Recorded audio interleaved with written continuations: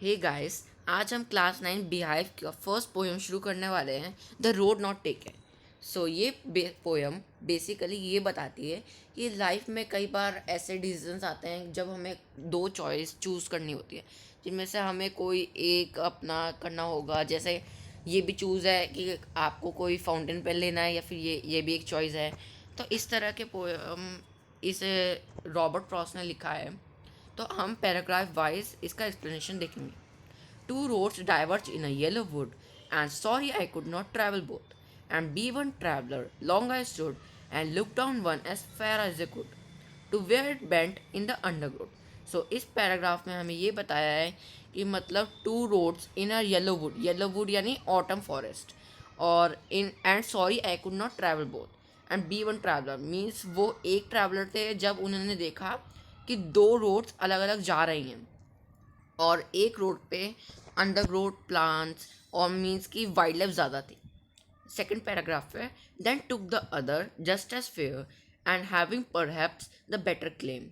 Means कि उन्होंने नीचे देखा और फिर कहा कि यहाँ पे तो दो हैं, तो मेरे को ए चूज़ करनी है। Because it was grassy and wanted wear means वो यूज़ नहीं हुई थी वाली रोड, और वो ग्रासी थी, तो उन्होंने उसकी तरफ देखा।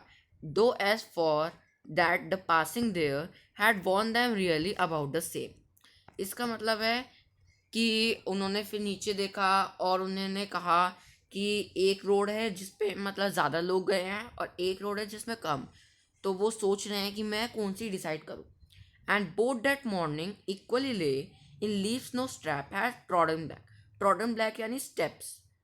तो ये बताते हैं कि एक वाली जो रोड है उसमें बिल्कुल भी किसी ने स्टेप्स नहीं रखे हैं, मतलब बहुत कम।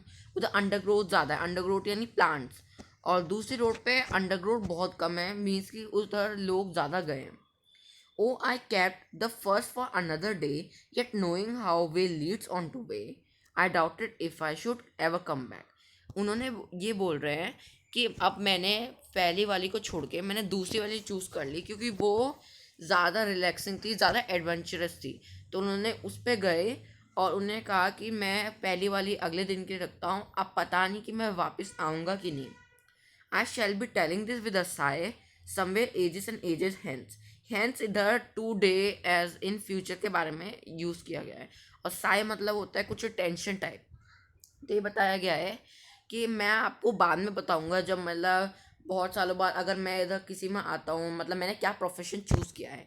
To roads diverge in a wood and I took the one less travelled by and that has made all the difference. उन्हें बताया है कि मतलब जो जिस रोड पे ज़्यादातर लोग गए हैं मैं उस पे ना जाकर जो जिस रोड पे लोग कम गए हैं मैं उस पे गया हूँ।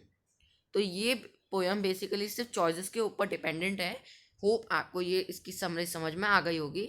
आप एक बार अब इसको पढ़ के आप इसके क्वेश्चन आंसर भी अटेम्प्ट कर पाओगे।